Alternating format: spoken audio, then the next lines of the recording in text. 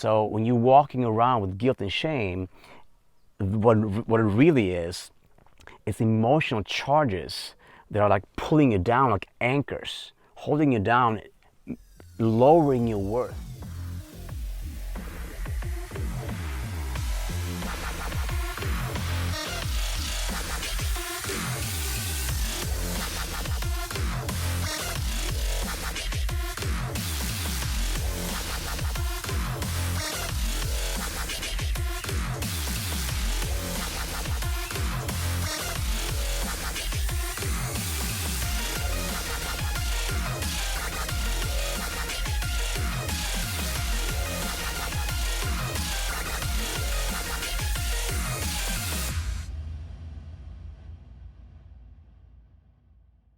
So welcome to a beautiful day in paradise. Today I want to talk to you about how does guilt and shame has the potential to destroy your life? That is a question that I think is critical to ask yourself when you are talking to an adult or a kid. It doesn't really matter, right? It starts somewhere. Kids are not born with guilt and shame. It's taught. When you're a kid, when you're a baby, and you poop and you fart and you burp and you puke and you cry, most of the time that's going to be considered like something cute, or parents are laughing about it. And that doesn't last that long, does it? After a while, you're going to be reprimanded by it. You're going to have eyes rolling, right? Like of disgust, or facial expressions, like you're thinking about something that is disgusting or nasty, or something that is bad. So we're taught to feel bad about certain things. And most of the time, if you think about it, most of the time guilt and shame is taught to you based upon other people's values.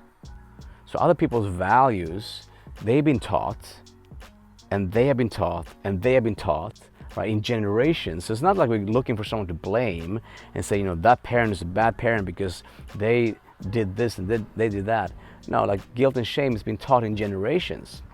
So while one person thinks that, let's say going to the bathroom is disgusting, someone else thinks that, that's something it's a natural thing that we all do. If you've been taught that it's disgusting and you've shown that it's disgusting, most likely you will try to hide and try to minimize, or try to find ways to avoid anybody knowing about it. And I've had clients that walk around with cramps in their stomach because they've been holding it the whole day.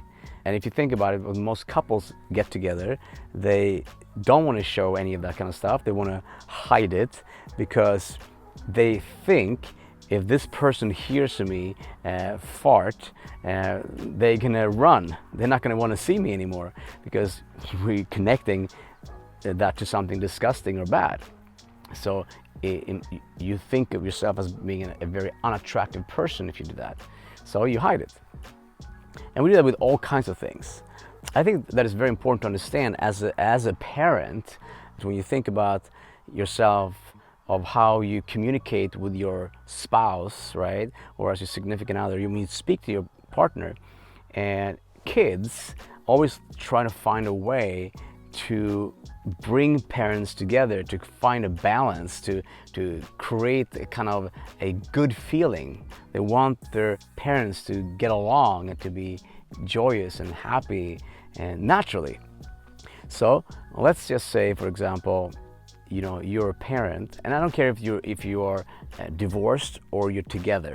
It doesn't matter the dynamic. It's still the same. But let's just, for the case of this example, so I have a client that her parents, they were divorced when she was very young, and she was over at her dad's and having a great time with her dad, and they were talking about movies. And the dad was talking to someone else about this movie that he had seen with a friend. And my client, this girl, says to her dad that she had seen that movie too. And he's like, no, you haven't seen that movie. And she's like, yes, I have seen that movie. And she explained, when it was showing and what actually happened, some of the details inside of the movie. And he's like, well, how did you see this movie? Well, the other night I saw it with mommy. And so in that moment, he goes into a state of being pissed off and getting angry, because he's getting angry that the mom showed her this movie, because he thought it was not a movie that was appropriate for her in that age. So what happens is that his values are being injected, right, into how she should behave, how the mother should behave. Now what happens here? Well, what happens naturally is that now the kid, right, my client, feels guilty, feels shame, because she created this conflict between the mom and the dad, right? And so this is just an example of how this kid, wanting to connect with her dad, now all of a sudden feels guilt and shame because she feels she did something wrong, that she's now responsible for these parents' argument. Another example of that is, let's say, the kid wants candy. You're a kid, you want candy. You're like, of course you want candy, right? You're like, candy. And then you get candy, and then, you come home and you tell one of your parents that you got candy. And the other parent feels like that the other parent should have given the kid candy. So now there's another moment of guilt and shame, reprimanding. So the kid is all excited about eating this candy, and now the kid feels, oh, I did something bad, or I shouldn't have revealed this, which is another way of showing how we become masters at lying, because we are being taught, right, to hide and to lie because of the parents' reactions, their anger, their feeling of being inconvenienced or being frustrated or being disappointed. So what happens? We hide our things. We get masters at lying because we don't want our parents to take away that love, take away that appreciation, that affection. So it becomes a natural habit to lie. And we do this in all kinds of ways. I'll give you an example that happened just the other day here. I was out on a walk. I take walks here in this beautiful nature. I don't know if you can see this, but the ocean is like completely still. It's so beautiful right now. It's really like beautiful, and the sun is setting over there. And it's a very peaceful environment right now. I love this. It's like really heaven on earth. So I went on a walk. I take these walks every day, different beautiful hikes. My kids were walking with, and take the walk, and there's this big field, beautiful green field, and with olive trees, and so we take the walk, and my boys, my twins, they say, hey daddy, can we walk across the field and then run home? And my walk is going to be probably another half hour. And so if they walk across the field, they will be home like in less than 10 minutes. And they were not going to be home alone, but they knew their way home. So I said, okay, I'll stay here. So I'm standing there watching them as they run across the field on the other side, and they're excited, like they're going on this adventure, and they're so cute. They were walking hand in hand and, walking across the field, and it's really cute. They're walking there, having a good time, being adventurous as kids are, having fun, no thought about that they were doing anything wrong. They were just having fun and being adventurous.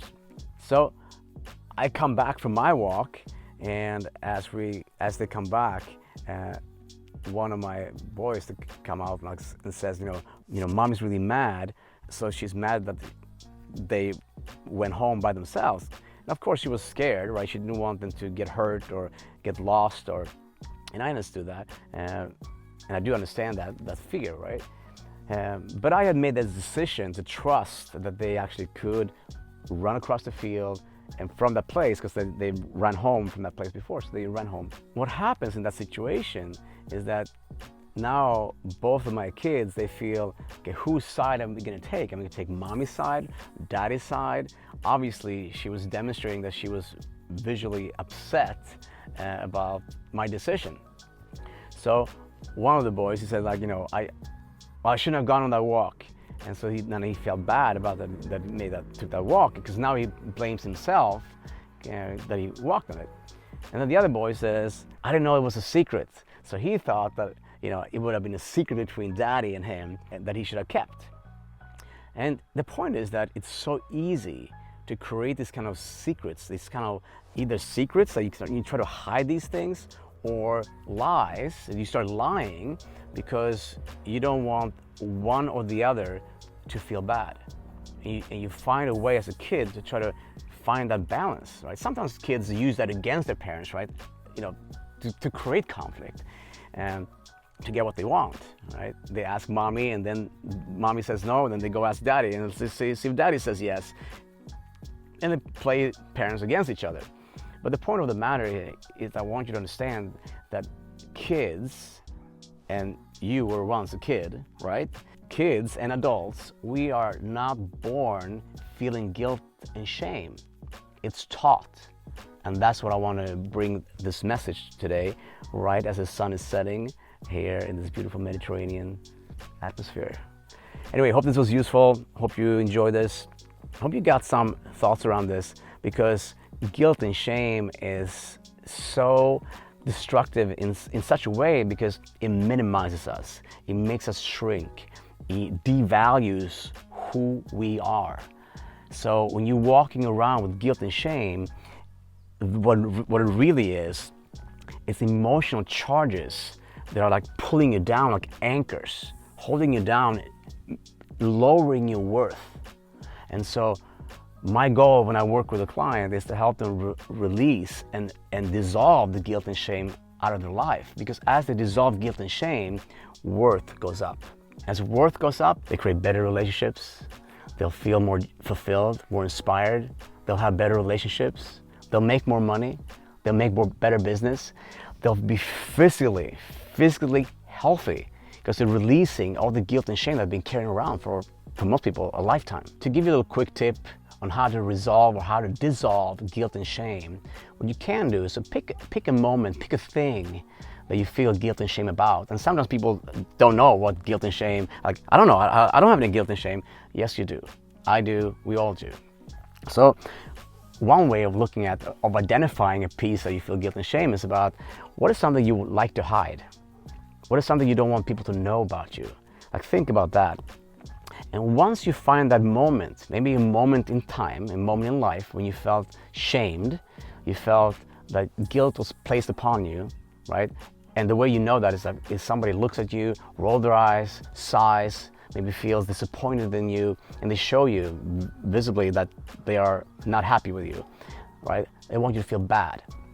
So you take that moment and you ask yourself the question, how was this moment a benefit to me and to the other person? So how was this moment, this experience that you had, how is this a moment of benefits for yourself and for the other person? And you keep looking for benefits until you get to the point where you feel appreciation and gratitude. Because here's the thing that happens. When this happens, you literally have a balance between benefits and drawbacks. So when you feel guilt and shame, it means that you're seeing more drawbacks than benefits. So you ask yourself the question, in which way was this moment, this experience, a benefit to me and to the other person or the other people involved? Hope this was useful. Have a beautiful day, evening, whenever you're watching this, and I'll see you soon.